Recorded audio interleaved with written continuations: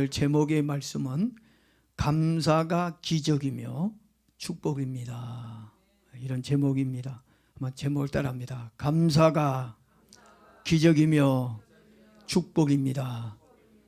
그렇게 믿습니까? 감사가 기적이고 축복이라고 믿습니까? 제가 이번 한 주간 캄보디아에서 이영부 목사님, 전 국가대표 출신이죠.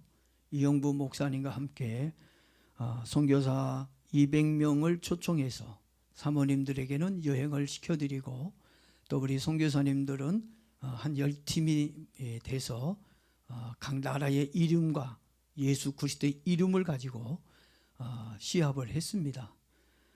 이렇게 해서 선교사님들에게 축구를 통해서 위로도 하고 교대도 하고, 또 예배를 드려서 오전엔 집회를 하고 오후에는 축구를 했어요. 그래서 선교비도 드리고 또 목사님들에게 힘을 실어드렸습니다.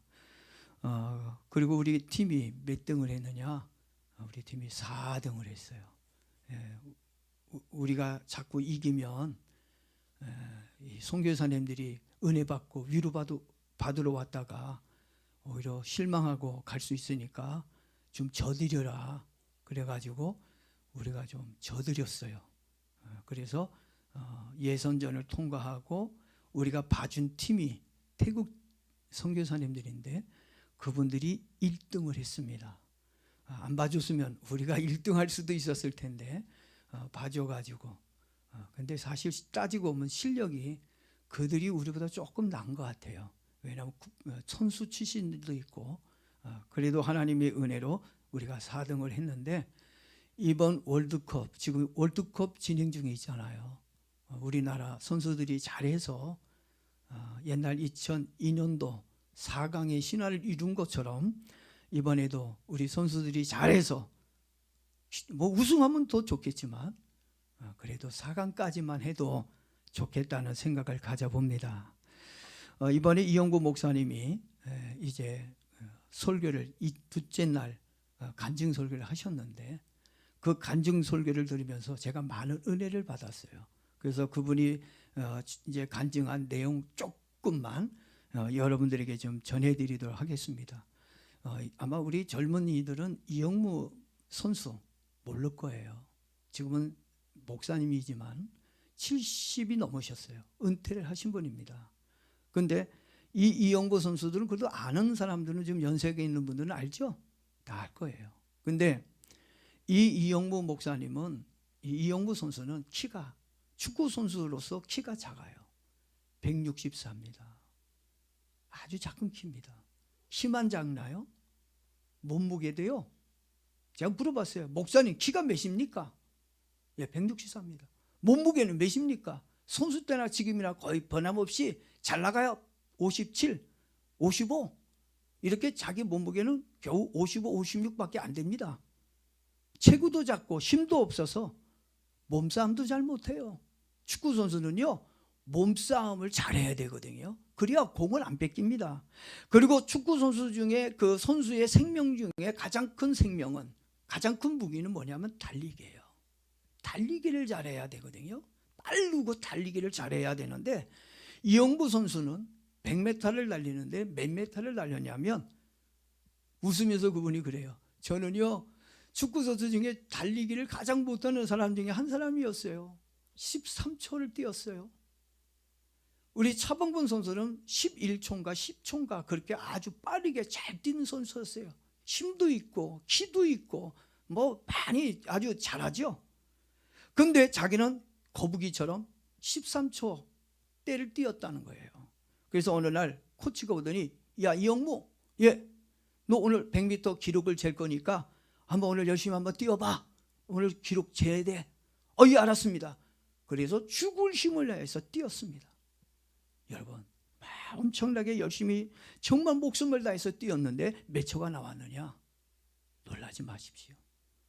무려 차범근 선수와 같이 엄청나게 빠른 11초가 나왔습니다. 가쁜 숨을 몰아쉬면서 하나님 감사합니다. 이 13초 이 군뱅이가 11초를 뛰었습니다. 차범근과 같은, 차범근이도 선배돼요. 이 차범근 선수와 같이 11초를 뛰었습니다. 이러면서 하나님께 막 그냥 숨을 가쁘게 몰아쉬면서 11초가 나와서 너무 감사 기도를 드렸어요. 그랬더니 코치가 야 영무야 축하한다. 야 이 군뱅이도 이 거북이가 11초가 다 나왔네. 그러면서 사무실로 들어갔고요. 이영보 목사님은 하나님 감사합니다. 드디어 저에게도 11초의 벽을 뛰어넘는 은혜를 주셨습니다. 감사합니다 하나님. 그렇게 감사 기도를 쭈그리고 앉아서 이러고 있는데 코치가 나오더니 야 영무야 그러고 불러드려요. 예 왜 그래요? 그랬더니 야 미안하다 야 기계가 고장이 났나 보다. 한 번만 더 뛰어라. 아이고 죽을 똥살똥 힘들게 뛰어서 11초 만들어 놨더니 기계가 오류가 된 것 같다고 한 번만 더 뛰래요. 어떻게 해요? 뛰어야지. 그래서 뛰면서 하나님 11초가 나올 수 있도록 은혜를 주세요. 간절히 기도하면서 열심히 뛰었습니다. 그리고 기록을 쟀어요. 기록을 잰 코치가 웃으면서 야 영우야 13초 발라봤다. 아니라 달러. 야 너 같은 군배가 어떻게 그렇게 차범근같이 11초가 나올 수가 있냐. 그 말을 들으면서 얼마나 마음이 아프고 상처가 됐는지 실망이 됐대요. 그래도 하나님 감사해요. 누가 물어보면요 그래도 나 11초 뛰었다고 얘기할 수 있잖아요. 그래도 하나님 감사해요. 늘 어려울 때마다 힘들 때마다 부족할 때마다 뭐 했을까요? 이영보 선수는 하나님께 자기 핸디캡을 너무나도 잘하니까 그저 하나님 키 작은 거 감사해요. 몸무게 안 나간 거 감사해요. 달리기 빨리지 않은 거 감사해요. 그래도 내가 축구 선수가 되고 그리고 국가대표 선수가 돼서 운동할 수 있게 해주셔서 하나님 감사해요. 그러니까 얼마나 감사해요. 미드필더인데 이 미드필더가 골을 넣는 게 참 쉬운 일은 아니거든요. 그런데도 이영보 선수는 오히려 우리나라를 대표하는 차범근 선수보다도 다른 선수보다도 더 많은 미드필더로서 골을 넣었다는 얘기예요. 체구도 작고 몸싸움도 약하고 달리기도 부족하고 모든 면에서 부족한 사람이에요. 슛 골이 이영보 선수가 찼다 하면 그냥 골인이 되는 거야. 우리나라의 누굽니까 선수들 중에 기독교 선수들 골 넣고 골 세리머니 하잖아요. 다양한데 이영보 선수가 골 넣고 하나님 감사합니다. 이 기도 세리머니를 최초로 했던 사람이 이영보 선수였다는 얘기입니다. 여러분 이렇게 부족하고 여러 가지 문제가 많은 이영보 선수가 우리나라 대표 선수들 중에 골도 가장 많이 넣고 우승도 가장 많이 했던 선수로 알려져 있다고 하는 것입니다. 이영보 목사는 그래요. 이렇게 자기가 축구 선수로서 모든 영광과 축복을 누릴 수 있었던 건 자기가 오직 하나님께 자기의 부족함을 느끼고 하나님께 감사합니다. 하나님께 감사합니다. 겸손하게 감사 기도를 드렸더니 자기가 스타가 되어졌다는 거예요.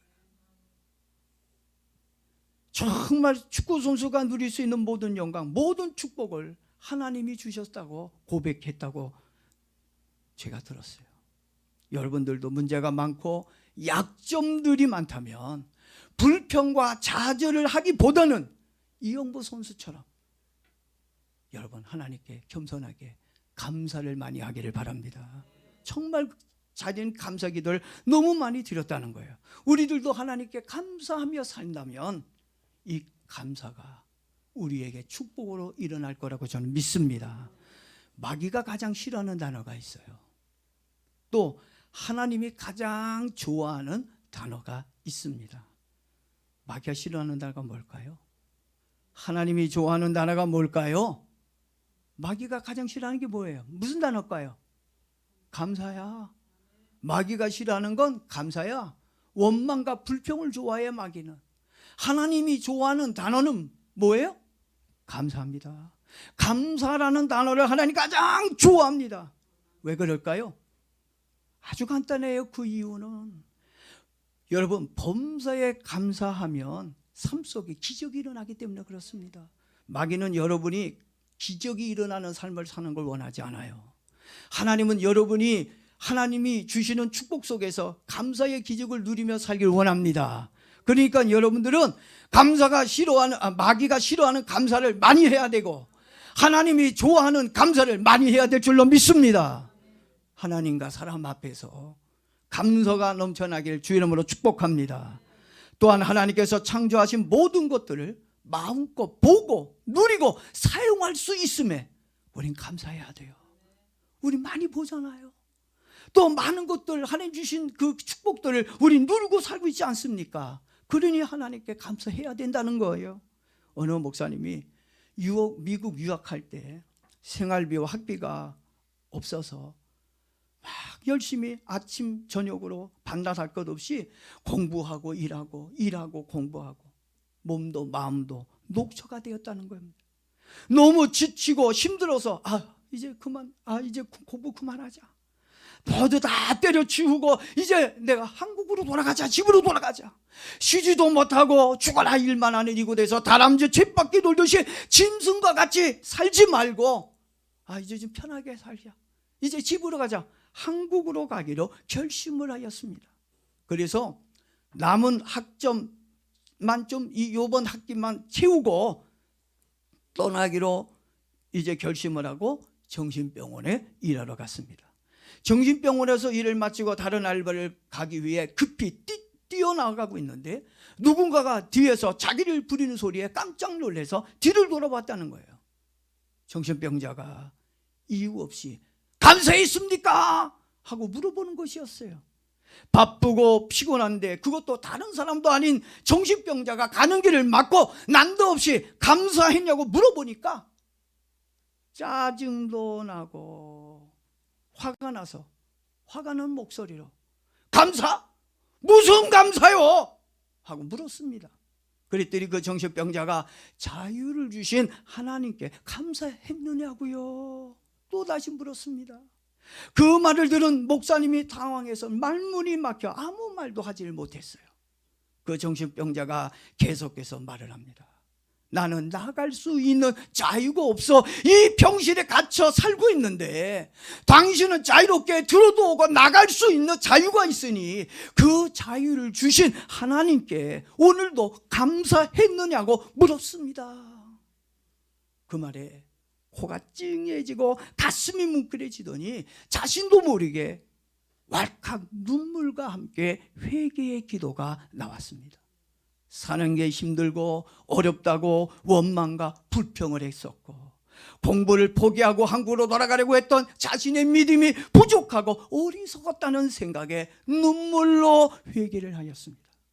그리고 힘들어도 끝까지 참자 하나님께 감사하며 공부를 마치자 결심을 하였습니다. 그리고 하나님께서 모든 것을 감당할 수 있는 은혜를 주실 것을 믿고 감사의 기도를 드렸습니다. 힘들어요? 좀 괴롭습니까? 좀 모든 거 다 팽개치고 포기하고 쉬고 싶어요? 돌아가고 싶습니까? 여러분 지금 이때 감사하며 기도해야 될 때입니다. 하나님의 감사의 기적과 축복을 맛볼 때인 줄로 믿습니다.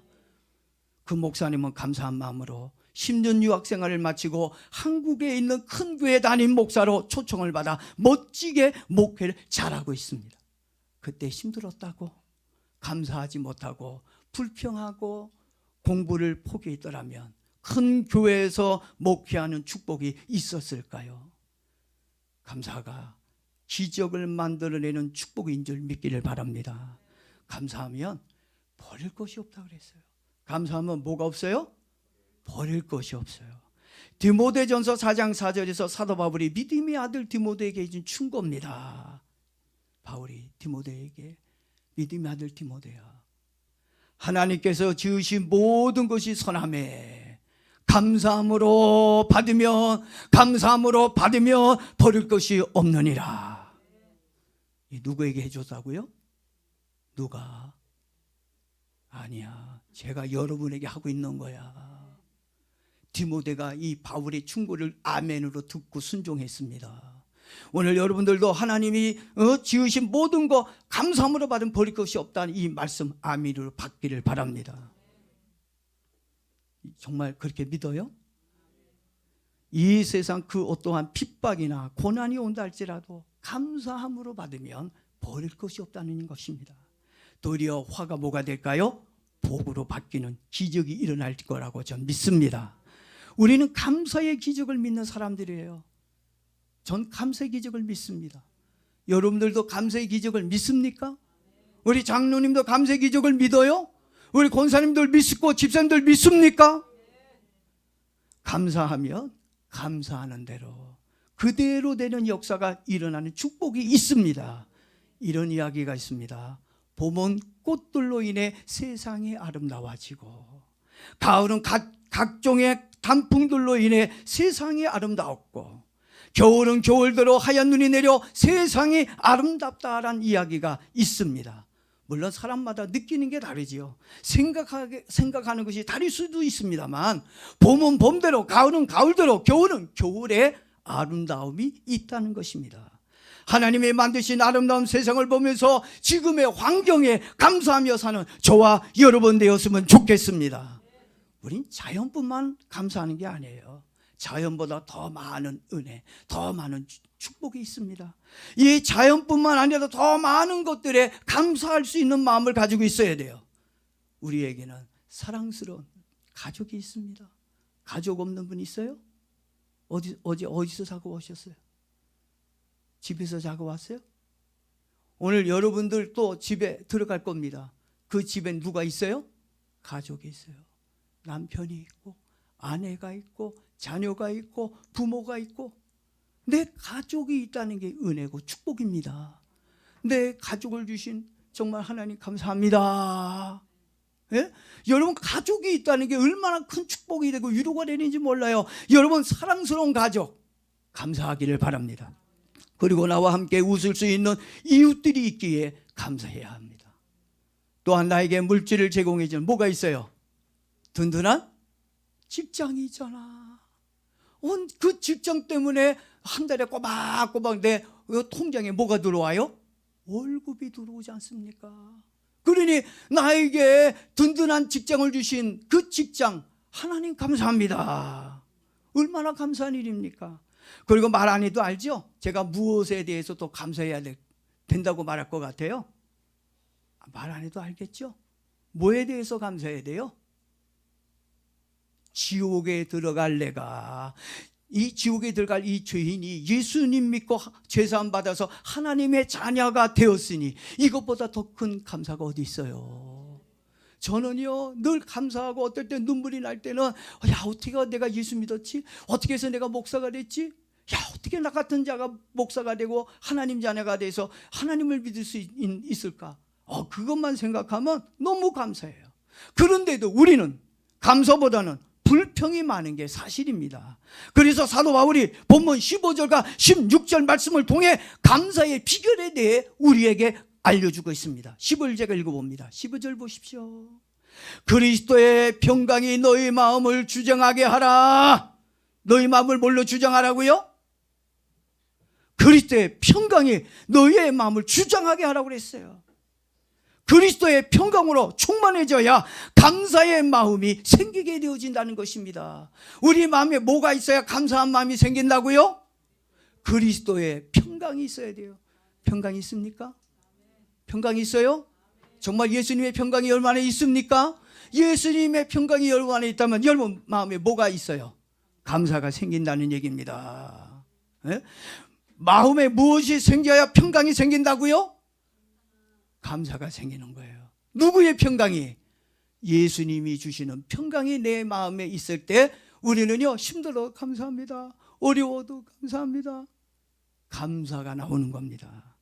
또한 마음이 기쁘고 즐거워야 감사할 수 있는 마음이 생긴다는 것입니다. 우리가 말로 천만번 감사합니다, 감사합니다 1000번을 외쳐보십시오. 감사하는 마음이 저절로 생기는가? 또 감사해야지 하는 생각을 가지고 있다고 해서 감사하는 마음이 자연히 생기는 것 아닙니다. 진짜 감사는 그리스도의 평강이 있느냐 없느냐. 평강이 있다면 감사가 있는 거고, 여러분 마음에 그리스도의 평강이 없다면 여러분 마음에도 뭐가 없어요? 감사가 생길 수가 없다고 하는 것입니다. 그리고 하나님이 주신 기쁨과 평안을 잃지 않고 계속해서 감사가 나올 수 있도록 하기 위해 우리가 주의해야 할 것들이 있다고 하는 것입니다. 좀 전에 평강이 있다고 그랬죠? 근데 좀 지나면 평강이 없어지니까 또 원래요 헬렐레 해가지고 그냥 이상한 사람들 좀비처럼 이러고 축 처져가지고 아이고 돌아갈래 이러지 말고 16절 보십시오. 사도 바울이 감사의 비결 두 번째에 대해서 이야기하고 있습니다. 16절입니다. 그리스도의 말씀이 너희 속에 풍성히 거하여. 무엇이 나의 마음에 있어야 한다고요?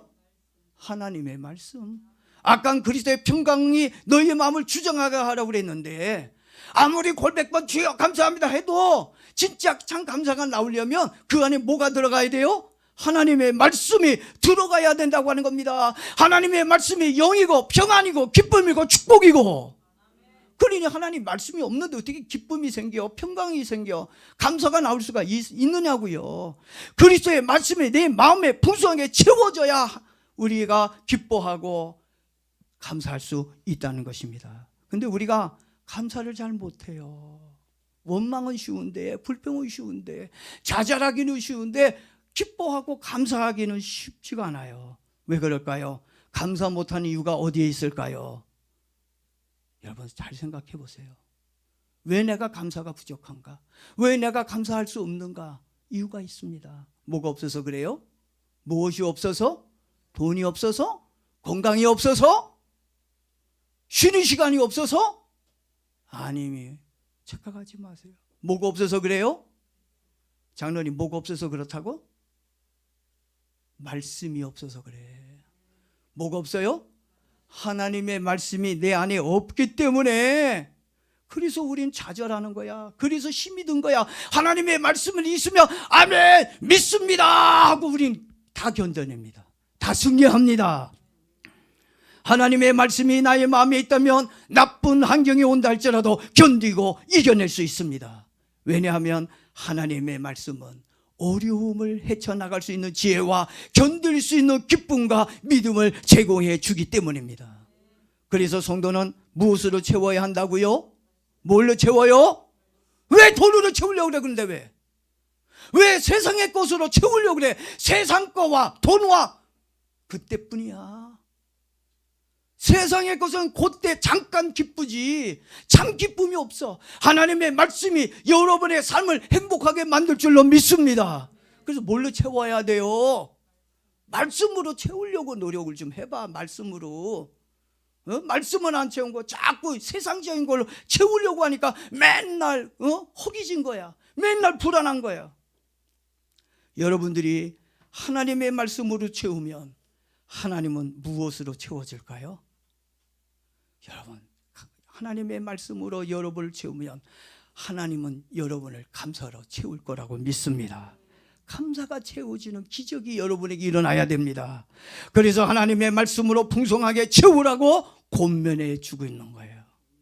전 여기서 얼마나 위로가 되는지 몰라요. 세상에 다른 것으로 채우라고 그랬으면 돈으로 채워라, 건강으로 채워라, 뭐 다른 걸로 채워라 했으면 힘들었을 텐데 하나님의 말씀으로 채우라고 해서 다행이에요. 왜? 말씀만 채우면 되니까. 감사의 세 번째 비결이 또 나오죠. 예?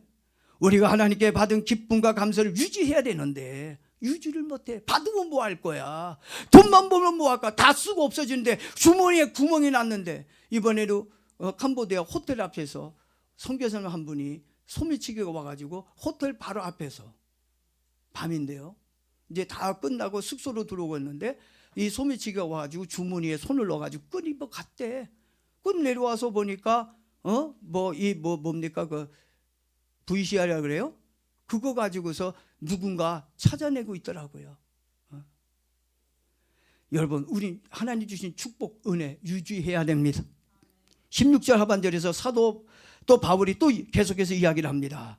자, 우리가 하나님 주신 이 기쁨, 이 평강, 축복을, 이 감사를 계속해서 유지하려면 뭐가 있어야 되느냐? 시와 찬송과 신령한 노래를 부르며 감사하는 마음으로 하나님을 찬양하라. 오늘 여러분 감사로 찬양했어요? 신령한 노래와 시와 찬양으로 노래를 드렸습니까? 우리는 받은 평강과 기쁨을 어떻게 유지하며 살 수 있을까요? 그리고 우리는 하나님께 받은 기적과 축복을 계속해서 유지하고 누려만 해야 되는데 여러분 하나님이 주신 이 기쁨, 이 축복, 평강 계속해서 누리길 원하십니까? 누리고 싶으면 아멘. 여러분 아주 간단해요. 어려운 거 하나 없습니다. 돈 하나 안 들어요. 힘도 전혀 들지 않습니다. 여러분 하나님이 주신 이 평강, 이 축복, 이 기쁨, 감사를 지키고 누릴 수 있는 건 하나님의 노래를 부르십시오. 그리고 감사한 마음으로 계속해서 하나님을 찬양하며 사십시오. 그러면 바위 속에서 생수가 계속해서 흘러나오는 것처럼 우리의 인생에도 평강과 기쁨이 끊임없이 나오는 감사의 기적을 맛보며 살게 될 것입니다. 그리고 마지막으로 감사의 비결에 대해 말씀을 드리고 마치겠습니다. 17절 보십시오. 우리의 가장 큰 문제점이 여기에 있습니다. 또 무엇을 하든지 말에나 일에나 다 주 예수의 이름으로 하고 그를 힘입어 하나님 아버지께 뭐 하라고요? 감사하라. 여러분 잘 들으셔야 합니다. 말에나 일에나 무엇을 하든지 누구의 이름으로 하라고요? 예수님의 이름. 공부도 예수님으로 하는 거야. 돈 버는 것도 예수님의 이름으로 하는 거고, 운동도 예수의 이름으로 하는 거고, 우리의 삶 모든 전반적인 일들이 예수 그리스도의 이름으로 하는 겁니다. 누구의 이름을 힘입어서? 예수 그리스도의 이름을 힘입어서 하나님께 감사하고 믿음으로 살면 하나님이 전적으로 책임져 주겠다. 무슨 일을 하든지 예수의 이름을 힘입어서 하라는 건 하나님이 내가 책임져 줄게. 내 이름으로 해보세요. 내 이무대로 해보세요. 하나님 책임 안 집니다. 하나님의 이름으로 해야 하나님 책임져 주는 거지요. 여러분 다윗이 누구의 이름으로 나갔어요? 골로대게? 자신의 이름으로 나갔어요? 사울왕의 이름으로 나갔습니까? 누구의 명예를 걸고 나갔어요? 여호와 이름, 만군의 여호와의 이름. 여러분 정말 하나님의 이름으로 일하고 있어요? 정말 여러분 하나님의 이름으로 일을 합니까? 하나님의 이름으로 살고 있어요? 그러니까 안 되는 거야. 예? 여러분이 왜 안 되는 이유를 이제 알겠어요? 왜 여러분의 삶에 감사와 기적과 축복이 일어나지 않는지 이제 아시겠습니까? 감사와 기적과 축복이 일어나기 원하십니까? 이제부터 누구의 이름으로? 무슨 일을 하든지 누구의 이름? 예수님의 이름, 예수 그리스도의 이름으로 갑시다. 그러면 누가 책임져 주셔요? 내 인생을 누가 책임져 주신다고요? 하나님이 책임져 주신다는 겁니다. 예수님의 이름은 품질 보증서와 같아요. 예수님의 이름으로 나가면 하나님이 다 책임져 주시고 우리에게 평강을 주시고 우리에게 채워주시고 우리에게 많은 것으로 응답할 거라고 믿습니다. 이제 예수의 이름으로 하십시다. 예수의 이름이 우리에게 능력입니다. 기도도 누구의 이름으로 하라 그랬어요? 예수님의 이름. 내 이름으로 하라면 얼마나 좋겠어. 근데 예수님의 이름으로 하면 하나님이 100% 책임져 줄 것이다. 하나님의 축복이 있다고 말씀하셨어요. 그런데도 우리는 예수님의 이름과 감사한 마음으로 하고 있지 않다고 하는 것입니다. 그래서 기적이 없고 축복이 없는 거예요. 이제부터 예수 이름과 감사로 성령으로 한다면 여러분의 삶에 하나님이 주신 축복이 일어날 줄로 믿습니다. 무엇이 기적과 축복이라고요? 감사가. 예수의 이름으로 하는 이 모든 감사가 여러분의 삶에 기적과 축복으로 나타날 줄로 믿습니다. 오늘 말씀 붙들고 우리 간절하게 같이 주여 나에게도 감사의 마음, 예수의 이름으로 감사하며 살도록 예수님 내 마음을 주관해